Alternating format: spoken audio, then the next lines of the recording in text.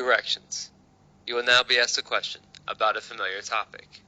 After you hear the question, you will have 15 seconds to plan your response and 45 seconds to speak. Many people think that students learn course materials more effectively by taking exams, while others think that students learn more effectively by doing other activities, like completing projects. Which one do you think is more effective? You have 15 seconds to prepare your response. You may begin preparing now.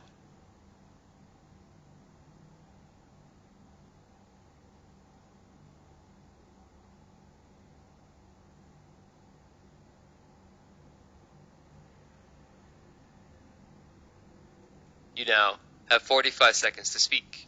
You may begin speaking now.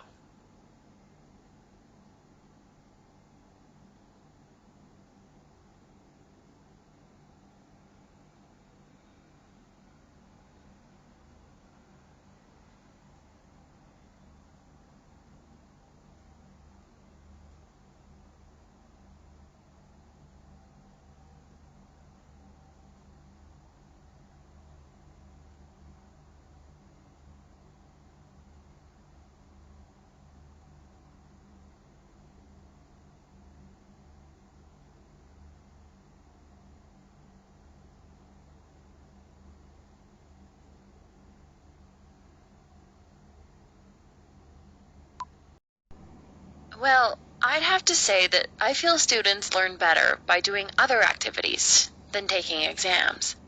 For one, when I was a student, any time there was an exam coming up, I would cram. The day or two before test day, I would shove as much information into my short-term memory as possible. And then, after the exam, I would forget everything. Another reason for this opinion is that students learn in all sorts of ways, not just from taking tests. By doing other activities like projects, students with alternative learning styles have a better chance of retaining the course materials. These are the reasons why I think students learn more effectively through other activities rather than exams.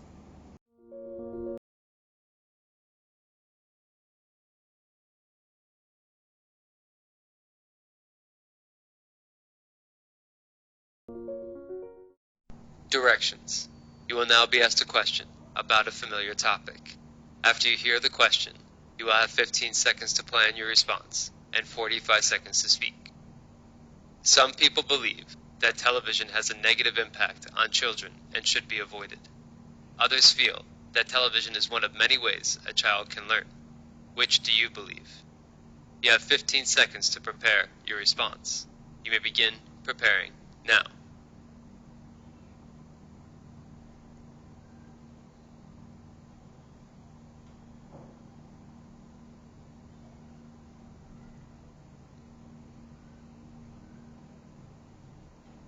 You now have 45 seconds to speak.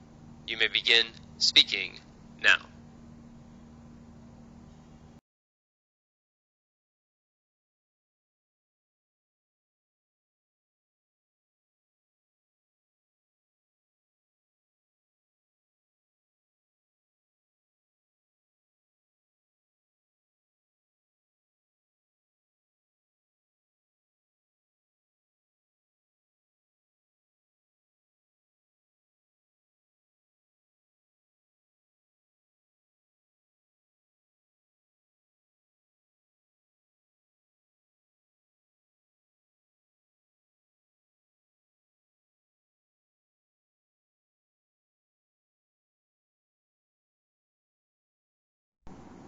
Well, this is actually an interesting topic that I have discussed before with my friends. I disagree that TV negatively impacts kids and should, therefore, be avoided. First, there are many educational programs out there, especially for young children. I remember when I was younger, I was allowed to watch Dora the Explorer every day. From that show, I learned the foundations of the Spanish language. Secondly, while there are some programs that are not kid-friendly, the television is an invention that is never going to go away. Children should not be shunned from it, but rather taught how to use the TV responsibly.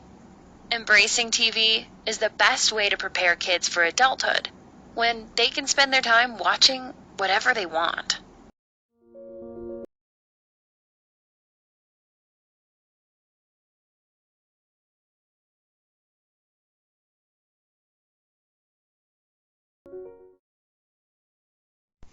Directions.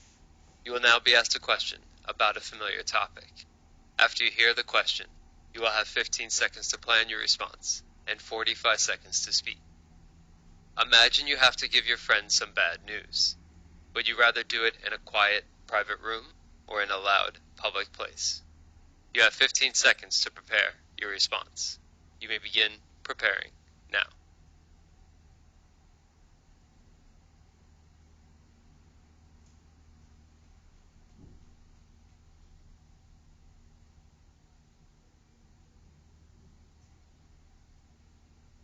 You now have 45 seconds to speak. You may begin speaking now.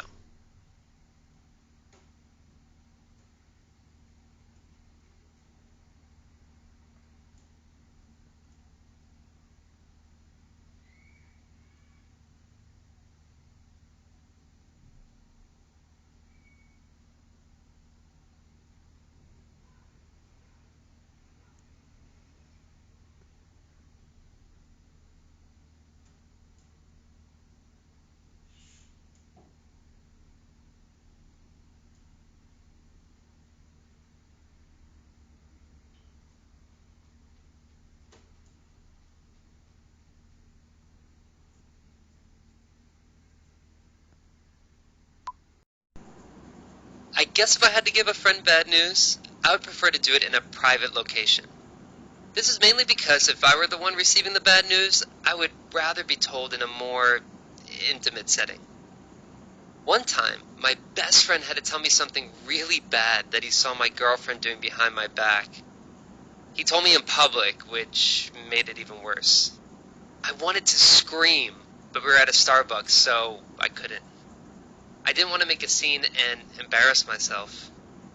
This is why, if I were the one giving my friend some bad news, I definitely would not do it in a loud public place, but someplace more private. Directions. You will now be asked a question about a familiar topic. After you hear the question, you will have 15 seconds to plan your response and 45 seconds to speak. You are planning to donate money to a charity and want it to have a major impact on people. Should you donate to a small local group or to a large international organization? You have 15 seconds to prepare your response. You may begin preparing now.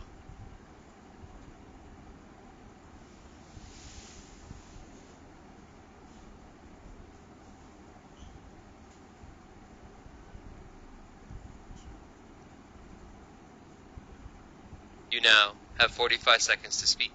You may begin speaking now.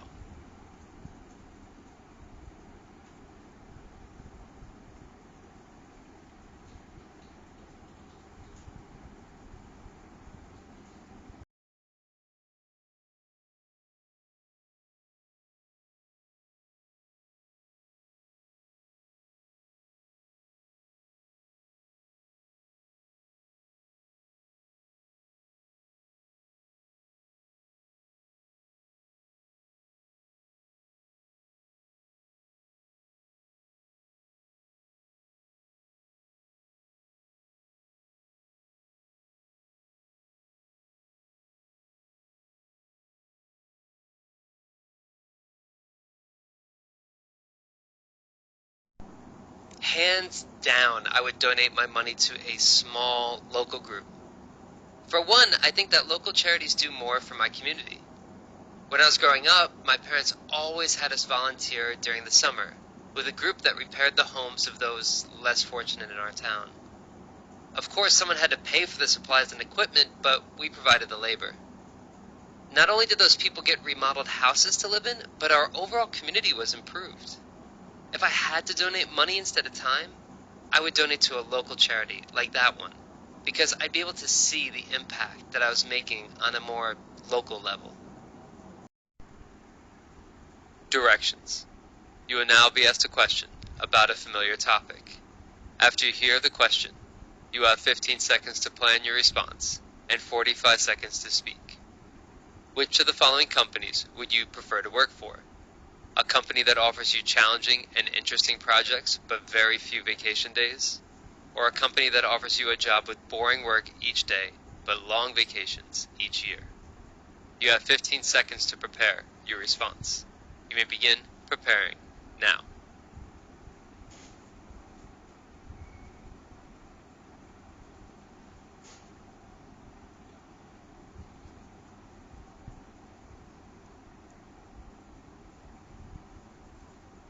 You now have 45 seconds to speak. You may begin speaking now.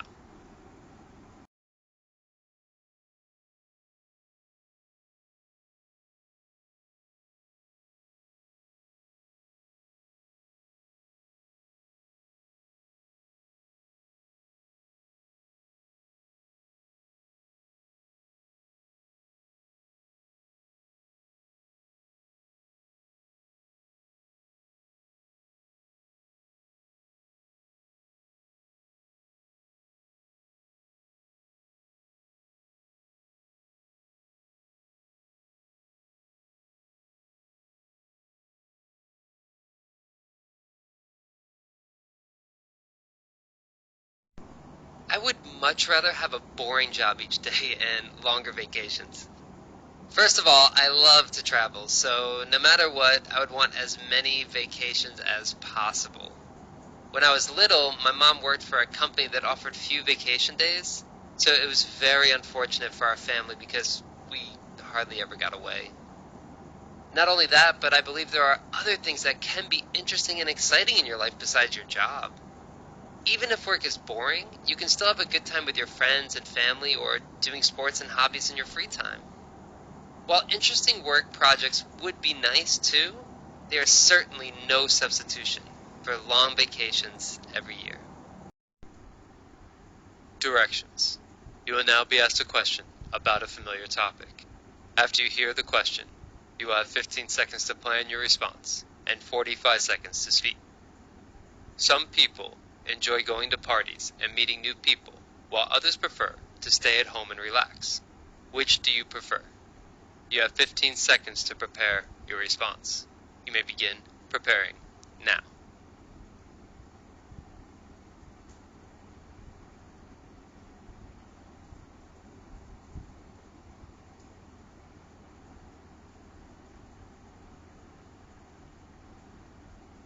You now have 45 seconds to speak. You may begin speaking now.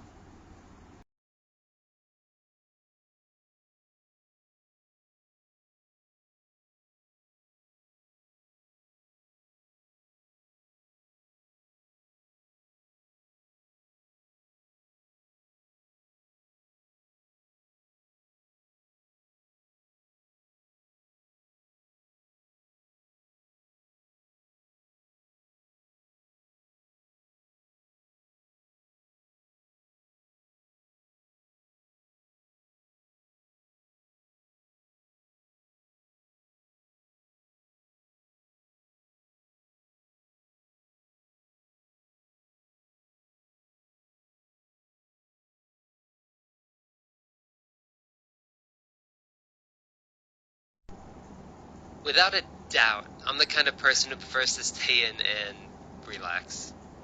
To be honest, I'm an introvert, and I just don't like meeting new people. Going to a party, meeting new people, and making small talk just sounds like a nightmare to me. I never know what to say. In addition to that, there's just something so comforting about spending an evening at home relaxing. I have the most comfortable couch in my living room, and most nights I enjoy curling up with a good book or watching a movie with my dog. I love the peace and quiet. So, yeah, I would totally prefer to stay at home and relax. Directions. You will now be asked a question about a familiar topic. After you hear the question, you will have 15 seconds to plan your response and 45 seconds to speak. You have decided that you will learn a new hobby. Which of the following would you choose? A. Study a new language. B. Learn how to play an instrument. Or C. join a sports team? You have 15 seconds to prepare your response. You may begin preparing now.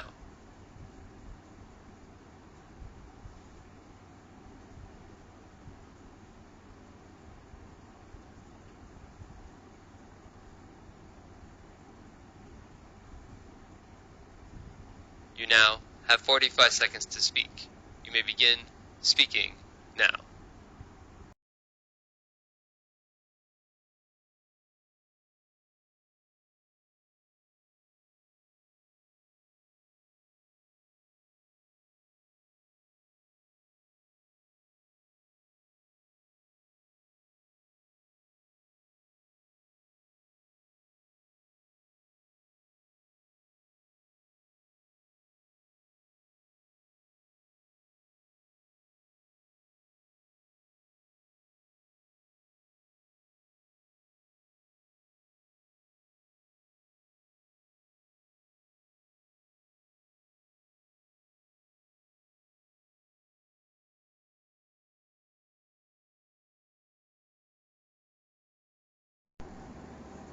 To me, joining a sports team would definitely be the new hobby I would choose to learn.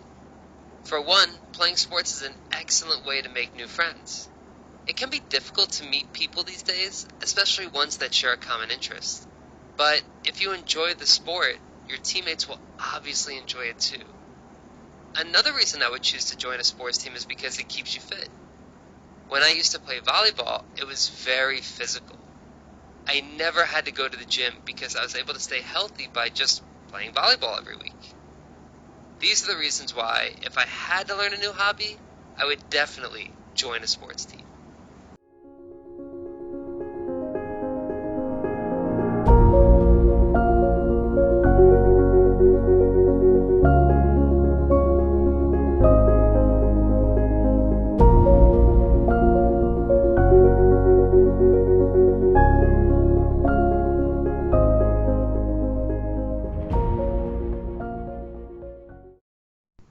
Directions. You will now read a short passage, then listen to a conversation on the same topic. You will then be asked a question about the passages. After you hear the question, you have 30 seconds to prepare your response and 60 seconds to speak. Read a student letter in the university newspaper. You have 45 seconds to read the letter. You may begin reading now.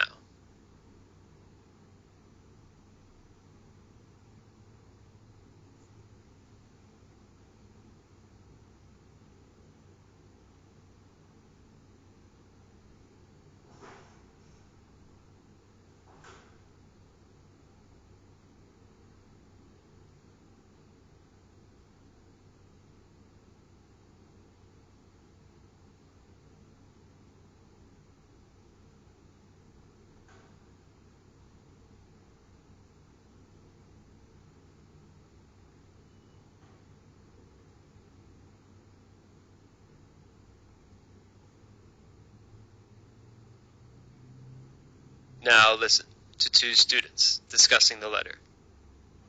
Hey, Adam, what's new? Not much. I just finished reading this letter in the paper. Oh, Tamara's? Yeah, that's the one. What did you think? I completely disagree with her. I don't think there's anything wrong with the library. Well, it does get backed up sometimes. Only for an hour or so, and that's right after class is let out. The rest of the time, it is completely empty. If some students could just wait until later, they could get help no problem, and the librarians wouldn't get so far behind. That's the only reason it seems so busy. Yeah, I suppose you're right. And I can't believe she thinks that the student workers in the library don't know what they're doing. I know a few of them, and I think that they actually know more than the librarians. One time, I needed to find something online for class, and the librarian working didn't know what I was talking about. However, the student worker helped me find it, print it, and I turned it in no problem. Well, if that's the case, even more librarians probably wouldn't help then. Exactly. I hope the school doesn't take her letter seriously. Now, answer the question. The man expresses his opinion on the increase in library staff. State his opinion and explain the reasons he gives for holding that opinion. You have 30 seconds to prepare your response. You may begin preparing now.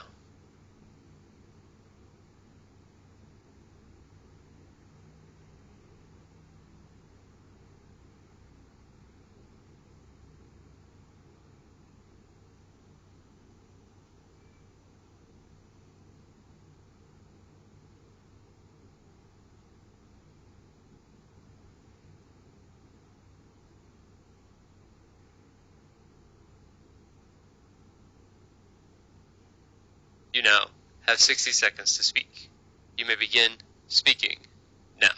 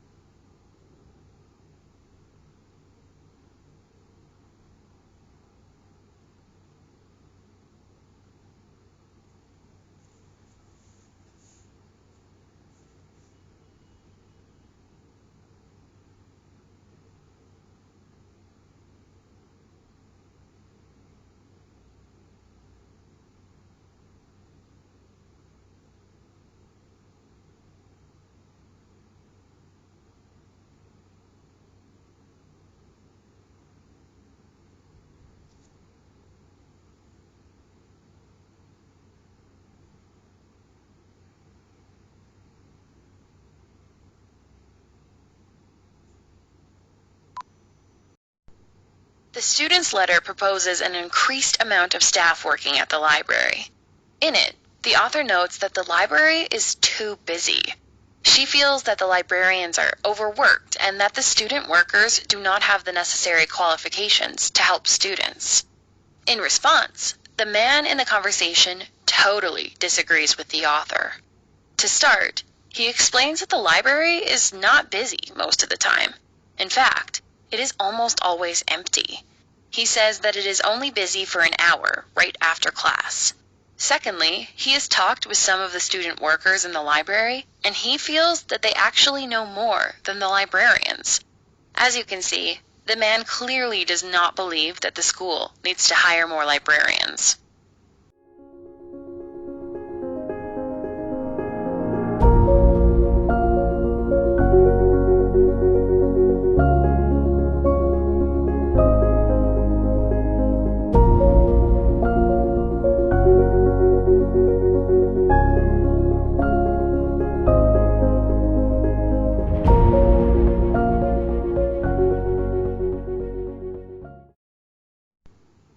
Directions. You will now read a short passage, then listen to a lecture on the same topic. You will then be asked a question about the passages. After you hear the question, you have 30 seconds to prepare your response and 60 seconds to speak. Now read a passage from a business textbook. You have 45 seconds to read the passage below. You may begin reading now.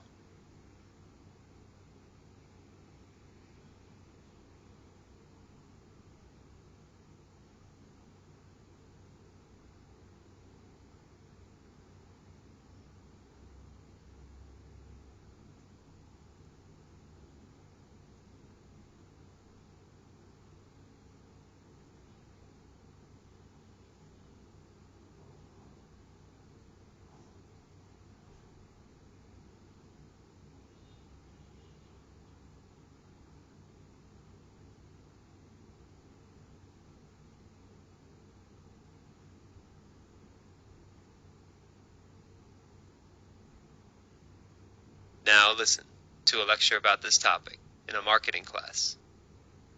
So, whenever I think about this concept, I am immediately reminded of my grandfather's shoe factory back in my hometown. While my grandfather's company made quality custom shoes, he struggled for most of his life to make it a success. However, when my father graduated from college, he went into the family business and joined my grandfather in the shoe factory. He noticed that other companies would often use scarcity marketing in their advertisements. For example, he would see expressions like limited time offer on these products, and one day he decided to use a similar tactic to sell shoes from the factory. Apparently, my grandfather wasn't sure at first, but eventually my father wore him down and he took over the shoe company's marketing department. The first new ad my father released simply said, "American-made boots, limited stock available." In the years prior, my grandfather sold less than 500 pairs of these boots every year. But thanks to my father's scarcity marketing approach, that one simple line, limited stock available, led to sales of over 50,000 shoes that year. After that, my father and grandfather continued with this advertising plan, and the company grew into an empire. That is the power of scarcity marketing. Now, answer the question. Explain how the example from the lecture illustrates the concept of scarcity marketing. You have 30 seconds to prepare your response. You may begin preparing now.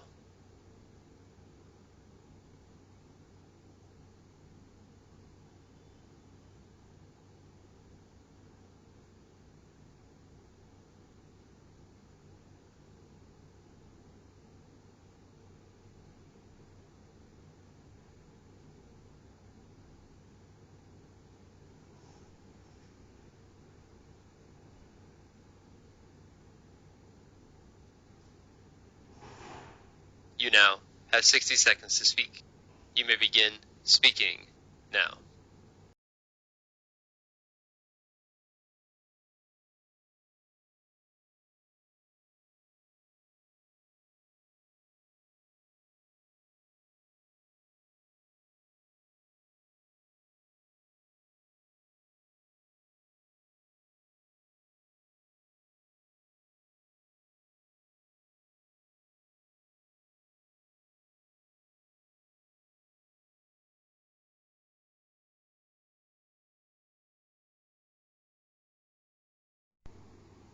Scarcity marketing is the idea that some consumers buy things just because they want to be one of the only people to own it. And so in response, companies will advertise their products in a manner that makes them seem like they are rare. The lecturer delves deeper into scarcity marketing by providing an example from his personal life. He tells the story of his grandfather's shoe factory. When his father joined the family business, he wanted to try the scarcity marketing techniques he noticed were being used by other businesses. He was able to convince my grandfather to release an ad for boots that said there were only a few boots available. Because of this, the boot sales increased dramatically, from just 500 pairs in a year to over 50,000.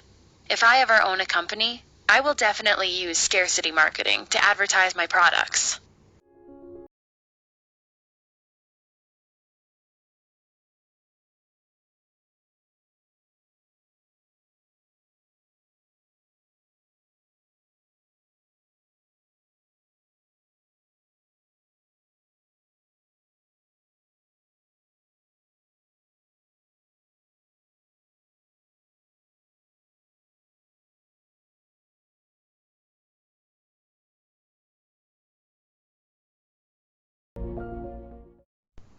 Directions. You will now listen to part of a lecture. You will then be asked a question about it. After you hear the question, you have 20 seconds to prepare your response and 60 seconds to speak. Now listen to part of a lecture in a biology class. So let's continue our conversation about the cuckoo bird. Now, one interesting thing about this particular species is that it practices egg mimicry. You see, cuckoo birds lay camouflaged eggs, much smaller than a bird their size should make, in other birds' nests. Their mimic eggs look identical to the other eggs, so the mother bird does not notice that the cuckoo egg is not theirs. Now, there are two benefits to the practice of egg mimicry. For one, the young cuckoo birds are provided a home and food by their adoptive parent, and also the other baby birds in the nest are offered some protection. For the cuckoo bird, egg mimicry is an easy way to have their young raised by a host bird. When the eggs hatch, the baby cuckoo bird shares in the shelter of the nest and the food brought by its newly adoptive parent. These birds also grow much larger in a short amount of time, so it's easier for them to compete with the other birds. If there's not enough food or room for all the baby birds to share, well, the cuckoo baby has been known to push the other birds out of the nest and consume all the food. But believe it or not, there is also a benefit for the other baby chicks sharing the nest with the cuckoo bird. Once the cuckoo baby bird hatches, it provides the nest with protection. When the mother bird leaves the nest and a hungry predator comes to take advantage of her absence, the baby cuckoo releases a smelly odor that drives the predator away. If the other baby birds are allowed to remain in the nest with the cuckoo, then they are, in this way, also protected from these dangers. Now, answer the question. Using the example of the cuckoo bird from the lecture, explain 2 ways in which egg mimicry is beneficial for birds. You have 20 seconds to prepare your response. You may begin preparing now.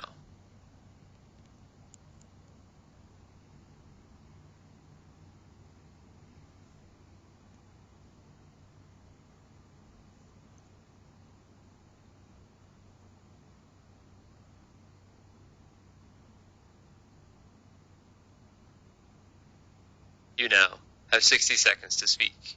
You may begin speaking now.